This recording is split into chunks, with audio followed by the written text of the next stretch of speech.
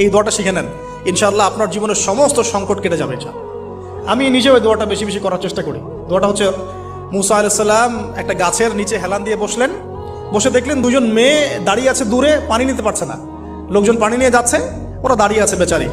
মুসা আলাইহিস সালাম গিয়ে বললেন, কি সমস্যা আপনাদের? তারা বললেন যে আমাদের বাবা অনেক বৃদ্ধ মানুষ, আমরা পানি নিতে পারি না যতক্ষণ না আমাদের কম পানি নিয়ে চলে যায়।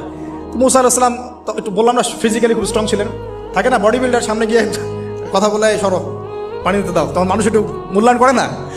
তো মুসা আলাইহিস সালাম এভাবে পানি নিয়ে দিলেন এবং বাছুরদেরকে পানি পান করালেন, করিয়ে গাছের নিচে এসে বসে আছেন। বসে বসে তিনি দোয়া করছেন, এই যে দোয়াটা তিনি দোয়া করছেন, রব্বি, একটা নেক কাজ করলেন, নেক কাজ করলেন না, মানুষের উপকার করলেন, নেক কাজ করে এসে গাছের নিচে বসে দোয়া করছেন, আল্লাহ এখানে তো আমার খাবার পানি বাসস্থান কিছুই নাই, আমি কি করব? রব্বি ইন্নি লিমা আনজালতা ইলাইয়া মিন খায়রিন ফাকির, রব্বি ইন্নি লিমা আনজালতা ইলাইয়া মিন খায়রিন ফাকির।